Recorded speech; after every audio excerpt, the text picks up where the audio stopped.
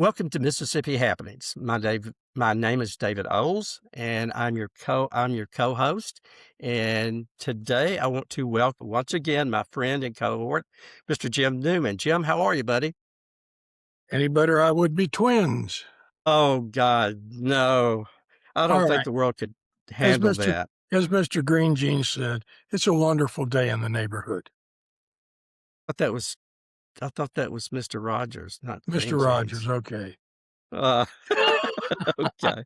All right. Well, good. Joining us today, we want to welcome the Mississippi Secretary of State, Mr. Michael Watson.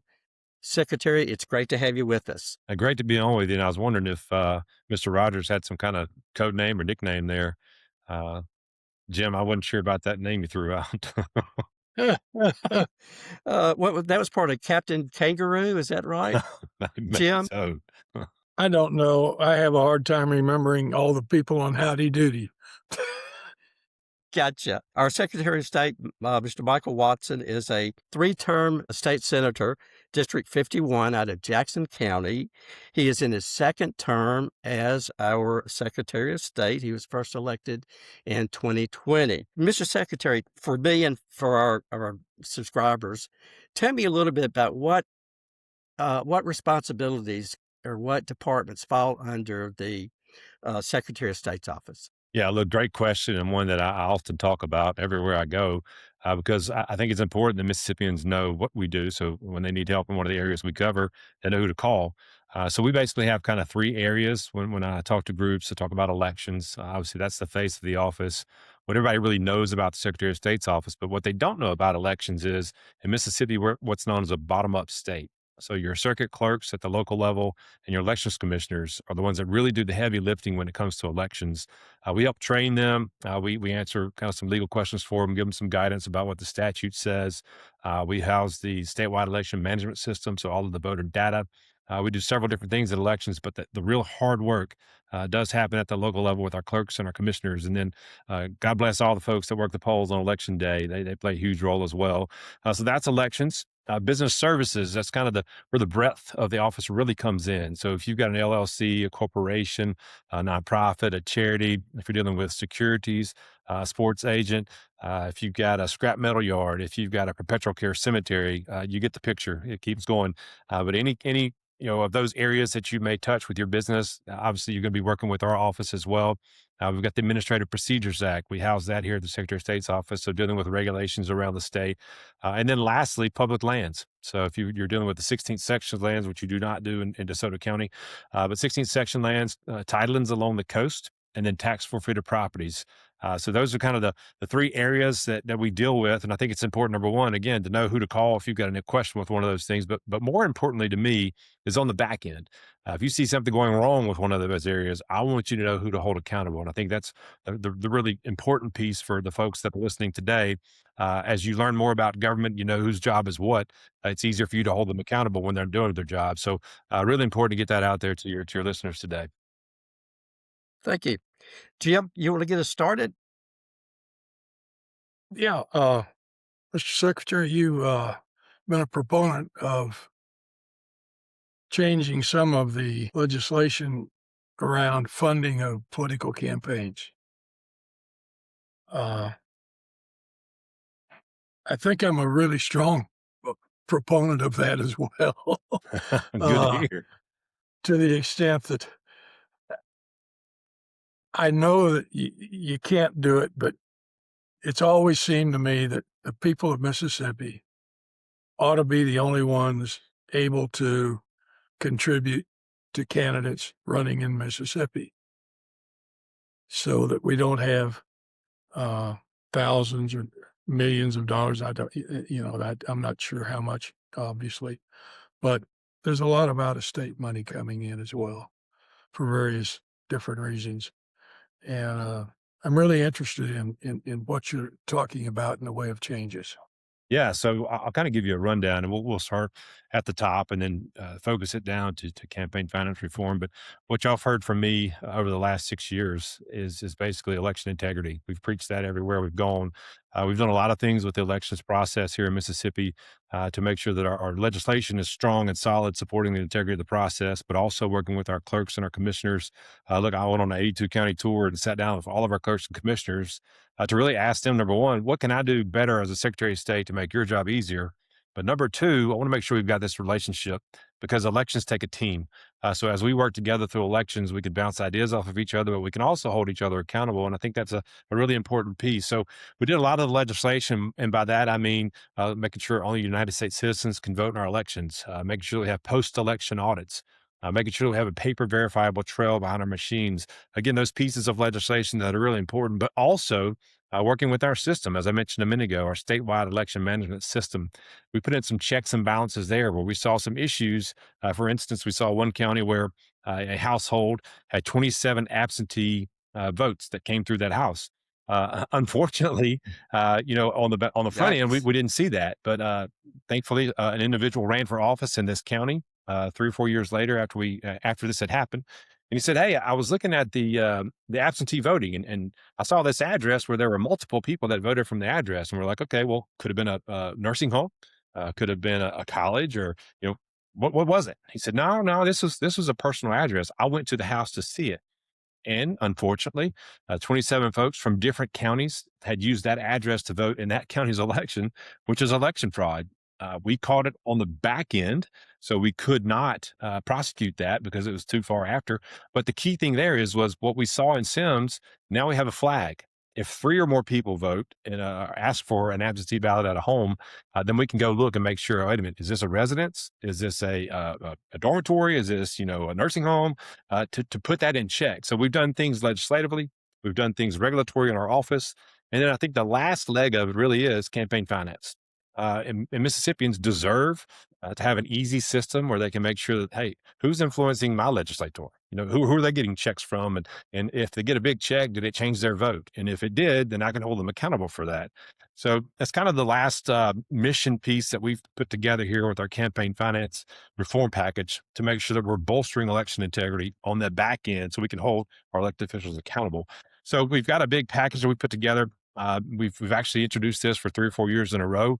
I'm thankful this time there were different versions of it. So the Attorney General's office had a version, we had a version, the Senate leadership had a version, and it kind of got, I guess, gummed up. And so finally, the Attorney General's office has come over and said, "Hey, look, we like your version. We want to support it." Senate leadership, same thing. "Hey, we're gonna adopt your version and move forward with it." So we've really built this team effort and galvanized behind a certain set of legislation that we're moving forward now. So it deals with everything from the administration. So right now it's kind of disjointed, as people would describe it. So you file your campaign finance report with us, paper, or you can email it in. Then, if there were any kind of issues with it, the Ethics Commission would step in. And then, if the Ethics Commission deemed, "Hey, there's a problem here," the Attorney General's office would step in. So you've got three different, agencies trying to really nail down this one little issue per candidate. Sometimes it falls through the cracks and somebody doesn't follow up, or this happens or that happens. Well, we've streamlined it down to two, where basically we would do the entire process. And if something went wrong, the Attorney General's office would come in to prosecute, and that's it. So, making sure that we streamlined it. We've talked about making sure you have to have a bank account. And y'all are probably well aware of the recent bust up in Northwest Mississippi with some sheriffs and others in law enforcement that were covering some drug trafficking. If you'll recall, some of that money that they used ran through campaign finances. Well, we want to make sure we put a stop to that as well. So this isn't just about campaign finance. This is also about helping our law enforcement. So you now would have to have a bank account that we could go behind and make sure that it existed.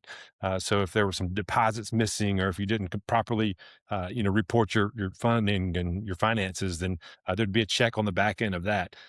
There's also a couple of increased finance violations. So if you didn't do right, then the penalties would be stricter and higher on the pocketbook, which really makes people pay attention.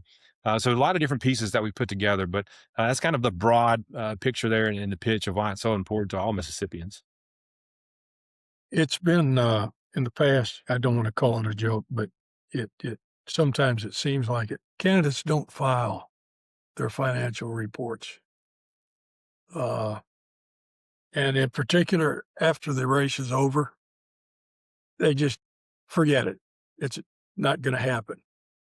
Uh, have you got something in your basket there that's going to cause them to straighten up and fly right, so to speak? Yeah, so two things there. I think the biggest picture and probably the most important piece of the legislation is a new electronic system. So I don't care if you're running for dog catcher at the city level or governor at the state level, everybody files on the exact same system. And the way that this would work is your municipal individuals, your clerks at the municipal level, where our city officials have to file their campaign finance reports, they would have access to all the municipal filings. County level would have access to all the county filings. We would have access to the entire list. So there'd be an easy way that people could come in and search. I don't care what politician it is, which elected official it is, which candidate that lost it is. Those records are all at the same place, easily accessible and easily searchable. I think that's a really important piece. More to your point here, we had a situation y'all may recall in our capital city a couple of years ago, where a certain mayor and maybe a district attorney and some other folks got in trouble, got some money on a boat somewhere in Florida.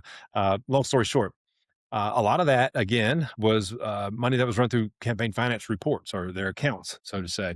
One of the key pieces there was they were not filing their reports. So a lot of folks had no idea what was going on.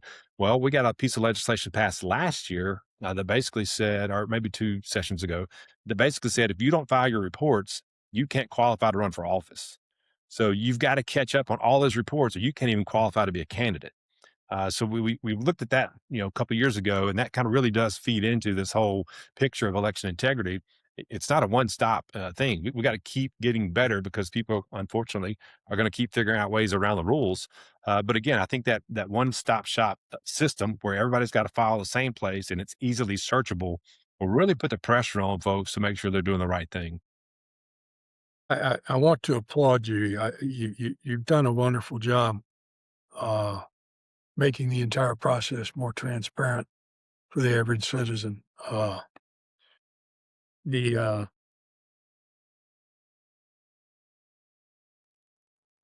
the voter registration rules, the integrity of the voter registration. Uh, I mean, here in Lee County, I think we've got a wonderful circuit clerk. I mean, I You do. can't, and she's got a wonderful assistant.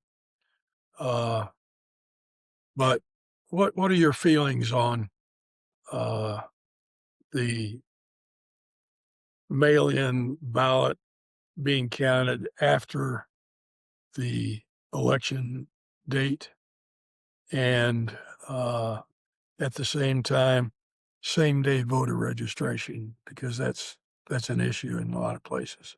Yeah, well, I'll say same day voter registration is an absolute no go for me. I think that's a horrible idea, and will never support such. On the other piece, unfortunately, I can't talk too much about it. We actually got notice the other day that our hearing will be in the Supreme Court on March 23rd about that 5 day window. So I can't say much about it, but I will come back on and talk about it after the case because it is an interesting position for me to be in, and I will explain that in our next visit. But I'll tell you what you hit on there with the voter registration rolls. That is literally the foundational cornerstone piece of integrity of elections, period. When I came in, as y'all well know, we've got 82 counties.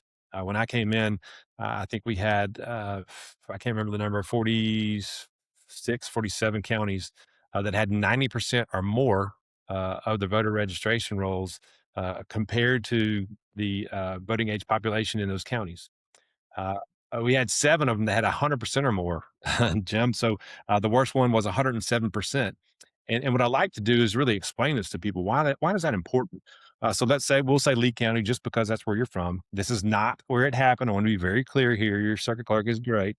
Your commissioners do a really good job. So I want to be very clear on that. But let's just say it was Lee County, and on election day they have 100 people that live there, but the rolls say there are 107 people that live there. That means you've got 7 ballots out there that aren't accounted for. That's where people take advantage of the situation. That's where election fraud comes in. They may know that Mr. Johnny down on the corner here passed away a couple years ago, but his voter registration is still live. So I'm gonna go get Mr. Johnny's ballot via mail-in balloting. Somehow gonna work the system and get that ballot. I'm gonna send it in. Well, again, that's illegal. That's election fraud. That's why it's so important to start with the very basis there, cleaning the voter rolls. So we came in, we sent letters to all of those counties that had that high number, basically said, look, we see the numbers in your county.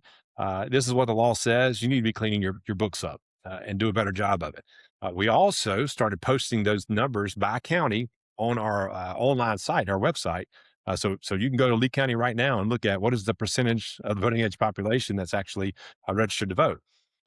Those two things, again, this is making sure that your listeners understand. We don't just talk about integrity. We put you in touch with the tools to make sure that you're keeping your local elected officials accountable. So you can go each month and see what is the number in my county. You're looking at a number at 85 or lower is probably pretty good. You got some counties that live on, DeSoto, for instance, is up in north, and it's obviously next to Tennessee. So you got a lot of folks that cross over. You may have a higher number there. Lafayette County, where there's a college, when you got an issue there that may say, hey, look, there's a lot of transient folks that come back and forth. Sometimes that number is going to be a little bit higher. But that said, I sent a letter to all these counties and said, do your job. Well, fortunately for me, I guess, maybe unfortunately, they had a convention on the coast not too long after that. So I go into this convention and I'm going to go speak to them, and it's a Friday morning. I walk in and I tell my guy there, hey, how's it going? How's the crowd? And they're like, they're not happy with you. I was like, wait a minute, what's going on? He said, well, they got your letter and they found out about you putting those numbers on the internet. I was like, oh, well, just doing my job. So I walk in, I get on stage, and I'm all happy and chipper because, I'm on the coast. That's where I'm from. And I tell them all good morning, and it's crickets. Nobody wants to talk to me. So basically say, look, do your job and we're going to be fine, as diplomatically as I could. But I think that's the key there again, having the guts to take an issue on head on and just say, hey, here's the law, do your job. We're not going to have any problems. And then also educating Mississippians on how do you hold these folks accountable? Well, I'm going to tell you how. Here's their job. They're either doing it or they're not. You're the one that gets to hold them accountable. So that's been one of the things that we've really focused on here at the office, no matter what it is, making sure people are educated on the process so they know who to hold accountable. I know you don't have any control over this, but in the last municipal elections uh, here in Lee County, here in Tupelo, we had precincts that had a 10%, 12%. Have you got any thoughts about voter turnout, how to increase it? I've seen your ads on TV. I applaud you for running those because I don't think half the people know that there's an election coming up March 10th. So When we thank did you our for 82 county tour, yeah, we did our 82 county tour, and I bet the thing we heard the most was people just have no idea when the elections are. So we have what's called the Help America Vote Act, and the Congress basically sends states dollars to help with elections, and sometimes they encourage you to get the word out about elections. So that's where those commercials came from. Was Help America Vote Act dollars. But I appreciate you telling me that you saw them. I hope I smiled good at you. But the thing that really drives me nuts is, and I'll just tell you, it's disgusting how low our percentage of turnout is. To think about all the men and women who went and fought for our freedom, to take advantage of that and just to take it for granted, man, it bothers me to no end. One of the things that we've tried to do is really implement two things. We've got a program that we go into schools, our Promote the Vote program, where we try to teach young people the importance of elections. Why do you even to be engaged? Why does it matter that I go vote? And then two, our ambassador program, which by the way, I'm gonna put a plug in really quickly. If y'all have a high school junior who's going up to be an upcoming senior, we want you to get them to apply for our ambassador program. We basically do three things, and this kind of ties in with what you're talking about here. But the first thing is we teach them about elections. Why are they important? Why should I be engaged? And we get all of them to do a voter registration drive in their high school. So I think the more we can focus on these young leaders and make sure they understand, hey, this is cool. This is something I actually can do to make a difference. My friends see me do it in school, so that maybe it rubs off on them. They start, hey, well, I can vote too. If the cool person X over here is running a voter registration drive, then I want to do it too. So it's kind of normalizing that activity, but also encouraging them to understand why it's so important. Second thing we do is we teach them about government. How does government work? If I want to advocate on behalf of something, where do I start? And then the third I think thing, we get I yeah. think we've got hundreds of people in Washington wondering how it works too. Hey, look, Jim, I tell them when they leave, you're going to know more than 97.5% of the legislators across the street about how government works. So we teach them about government. And the third thing, again, most importantly, is the mentorship piece. When I was young, I remember in sixth grade, we had an attorney, Jimmy Calmer, came to my class and talked to us about being an attorney. And it just blew me away that a real live attorney would come spend time with me, a little sixth grader, and pour into me. And I thought, man, that's incredible. If I get a chance to do that, I want to do it too. So that's the third part there. We have a mentorship, but 75 high school seniors a year is what we pick. But I want to make sure people are aware that that application program is live now on our website. So a really good thing to talk about. But again, the ambassador program and promote the vote are two ways that we're trying to teach our next generation about elections and why it's so important for them to go vote. Is the ambassador program up on your website? It is, yes, sir. So Okay, so if I call the principal out here at Tupelo High or Tupelo Christian Prep and tell them they'll be able to find it on there. call all of them, yes, sir. Good, good. We send it to Mississippi Department of Education for them to send out. We send it to MEC, the Economic Council. It's actually just changed. We send it to a different group for all of them to send out to their bases. But the key is to get the word out. And let me tell you something. These are 75 of the smartest, most well-rounded students you're ever going to see. And it's been fun for me to watch the trajectory of the last 4 years with these classes of how many people actually are thinking more about staying in Mississippi now. And I think we're starting to turn that ship, especially when they know, hey, I've got this statewide elected official that actually cares about me enough to pour into me. I think that's one of the key things about the program for us. We want to show them that we care. And I get a question. I do a reverse question and answer program where I ask them questions about, hey, what is it about Mississippi you love? What is it about Mississippi you hate? What are the things that we can do better? What are the things that we can do worse? Really just engaging them so they know that we actually do care about their opinions. But it's been fantastic. Really good program. When my daughters were growing up, there was a boys' state, a girls' state. Does that still exist? It does. And this is It actually how does. the ambassador program started. So, boys state, girls state, they elect, governor, secretary of state, whatever. So this one day, the girl state was coming to Jackson and the secretary of state was coming to see me, the governor. Well, I don't know how this happened, but I was the only statewide official in town that day. So I got all 8 of them in my office. So about an hour and a half later, I knew everything about teenage girls and, got prepared for my own daughter. But the cool thing was what happened in that meeting. I understood these are our leaders. These are the future leaders of our state. I need to get them engaged in elections. And the 8 of them did voter registration jobs in the high school. That's what started the ambassador program. We thought, man, this is really cool. How do we grow this? How do we make this even better? So that's how we got to the ambassador program from Girl State. I think that's a program that I'm going to check into. Can people get involved in it that are not in the Yeah, school system? it's funny you asked that. A couple of things. One, our in-person summit, our second in-person summit's tomorrow. And one of the really cool things that we're doing with this one is we've got 4 really successful female leaders in our state that are going to do a panel for the whole ambassador class. Sarah Thomas, the NFL ref. We've got a few others that are just significant CEOs around here that are coming in. Teresa Hubbard, she does a site armored trucks. Just Yes. some really sharp leaders, but they're going to come in and talk about, hey, I've done this right here in Mississippi. You don't have to leave to be really good and have a great career to raise your family. So we take all kind of experts from time to time to come in and speak to them. We do a monthly Zoom call. We've had Senator Trent Lott, Senator Roger Wicker, Cindy Hyde Smith, Coach Joe, the basketball coach at Ole Miss, just different folks from around the state to talk about Mississippi and how leadership has impacted them. So a really cool program. We actually had a group reach out lately. I'm trying to think of the name, slipping my mind here, but we talked about how can you invest into the program so we can grow this thing even bigger. Maybe have an ambassador program for every state and every secretary of state's office. Who knows? But it's been a really cool program for us to really reach that next generation and talk about the importance of elections. That, I'm grateful to you. Sure, I really am. man, happy to do it. See so many uh, young kids under the age of 20 that really don't have a concept of how things are working. Uh, they may be registered to vote, maybe not, but this looks like it's something that I'm going to look into it and try to become part of it. Hey, look, please do. We have some hard conversations. I'll tell you, one of the first ones I asked him, we talk about race relations. How are the race relations in your high school, in your part of the state? And there have been some times where, man, we've teared up a little bit. You know, it's some talks are hard, but it's important to have those talks to make sure that the state's moving forward.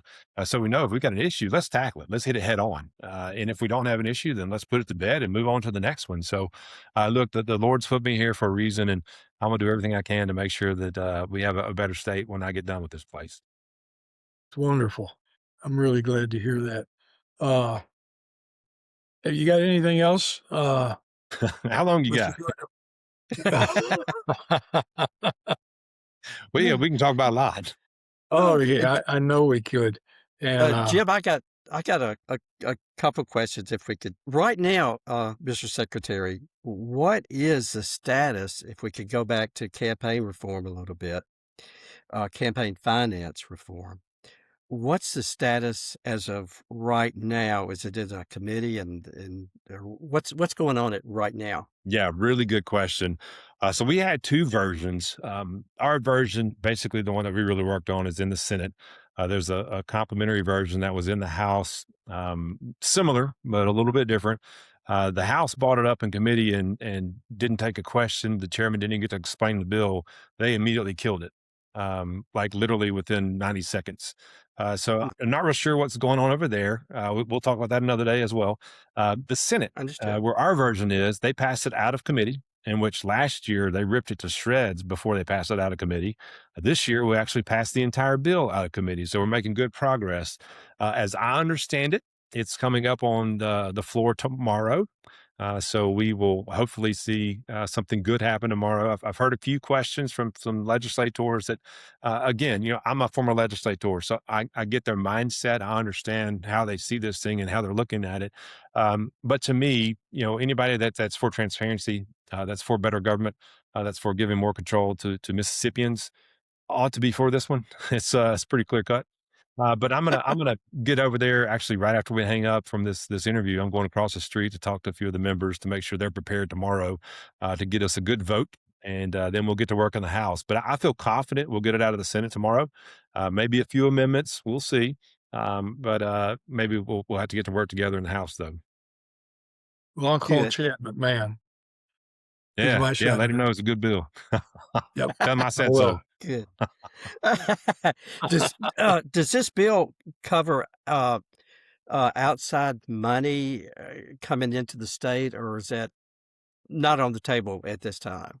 Well, so we've got a couple of conflicting views here.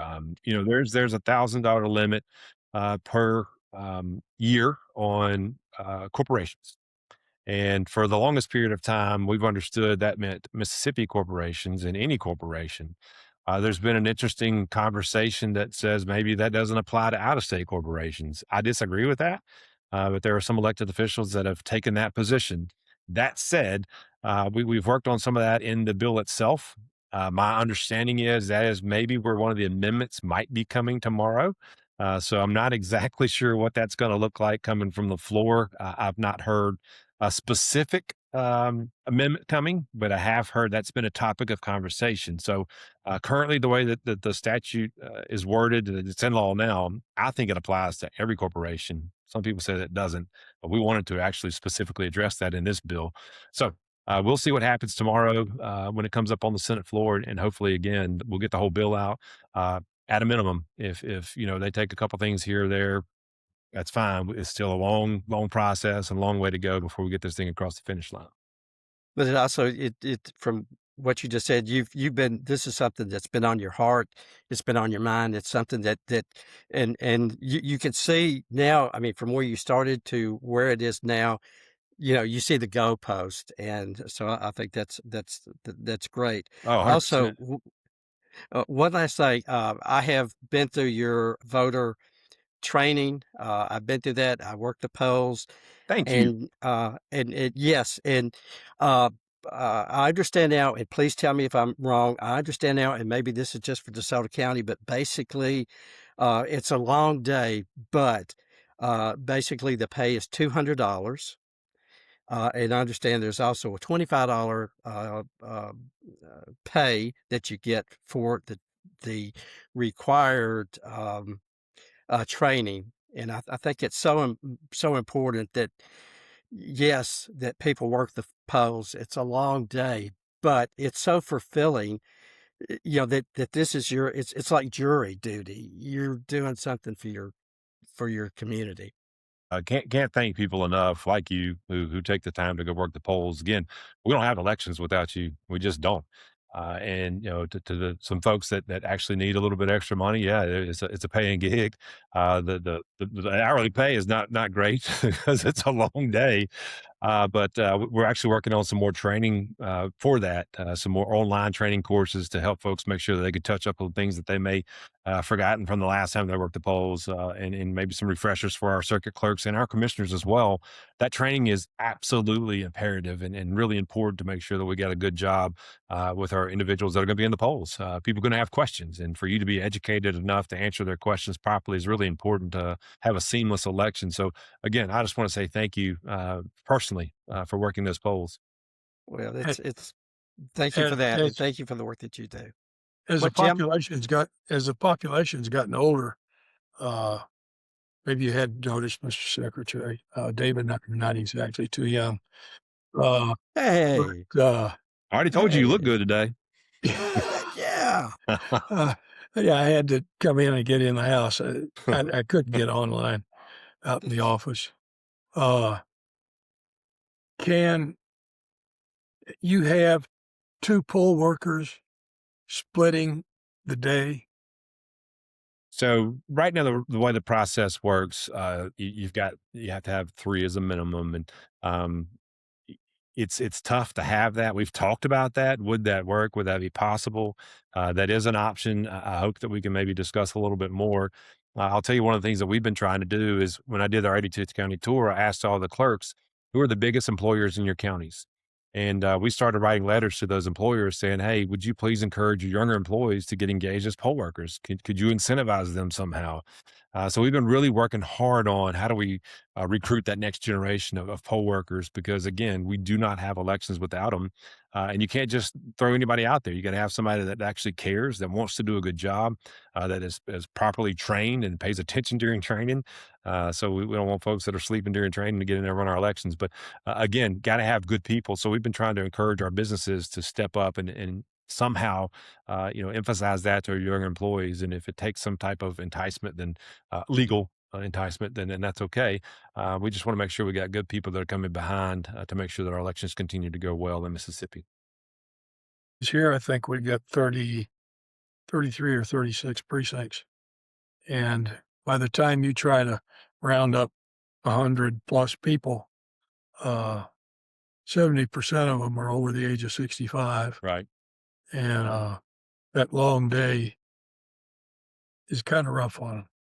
It is, and that's people don't think about this. It's a 13 or 14-hour day. It's a whole day deal, and one of the things we've talked about is do you consolidate some of those precincts, and then you hear folks on the outside that say, "Well, gosh, my line was a little bit long last time. It'll be even longer next time," and I don't want there to be long lines. I don't want y'all to take this as me saying I want long lines, but what I would tell you is. It wasn't too comfortable for those men and women to go to fight for our country. So sometimes it takes Amen. some buy-in and maybe take an extra minute in the line or extra 2 minutes in the line. That's not as much of an inconvenience as the folks that gave their life for you to have that ability to go vote. Again, we want there to be as limited lines as possible. We want this to be a seamless transition and make sure you have a good, comfortable experience and enjoy and go and vote. But at the same time, sometimes we focus too much on that convenience piece and forget about the men and women that paid the ultimate price for us to be able to go cast that ballot. Jim, you got anything as we close up? I, I'll leave it to the secretary for any last minute comments or anything he Mr. might want Secretary? to comment about his future. My future. We got an election The coming up in future as far as the Secretary of State's office is. Of course, yeah. Look, we've I think we've done a really good job in the last 6 years, and I'll tell you the key to my success has been surrounding myself by smart people. When I tell folks in their interviews, I tell them I don't want yes men and yes women. I want people that are going to challenge me to make me better. And I think that's the Secretary of State's office is in great hands. If Lord, I'm not saying this either, but if I got hit by a bus tomorrow, this office is going to be fine. The people that work here that do the job, they care about Mississippi. They care about doing a great job for all the Mississippians, and they're just public servants at heart. So I couldn't be more proud of the team we have here. They do a phenomenal job, and I want people to know it isn't just me; it is us. A true team effort. Really good folks here that care about the future of our state. So I'm excited about the office. Look, we've got a couple more years to tune this thing up even better, and then we'll see what happens in 2027. I do seriously commend you and your team. I've had several interactions with your voter department questions, and without fail, if they couldn't answer the question, they got back to me within 24 hours or so. And that's the way it ought to be. Hey, first class folks around here. They're good. Yes, you have. Amen. Give Well, them Mr. all. Secretary, thank you so much for being with us. We do appreciate your service to all Mississippians. It's quite evident that you follow your servant heart, and we appreciate what you guys are doing, what your department is doing for us. Jim, come on, Oh, let's talk. really? Let's talk. Kid, you always do this to me. You All do right. such a good job on it, though, Oh, Jim, and I yeah, I don't know. do a good job. You're better at that. All right. We are a 501c3 organization, and our purpose is to educate our fellow Mississippians and to talk to the people that are making the laws. And it's not cheap to do it, but it's an obligation that David and I feel strongly about, and it's one that we can do. We'd like to have some other people join us, even if it's $5 or $10 or whatever. We'll try to live up to your expectations, and David could tell you how to Venmo or whatever it is he has got cooked up in the way to pay. Thank you, Jim. Yes, donations can be accepted at on the Cash App. It's the $ MS Happenings, and then on the PayPal, it's the @ MS Happenings. And we do want to hear from you. We do want to hear what's going on. We want to talk to you. We want you to tell us what's going on, the things that you want to talk about. And on that, please, our email address is mshappenings1@gmail.com. That's mshappenings, the number 1 @gmail.com. So thank you very much. And Mr. Secretary, once again, it was great having you. And please remember, may we never become indifferent to the suffering of others. Have a Amen. great week. Amen. Thank you, Mr. Secretary. You got it, my friend.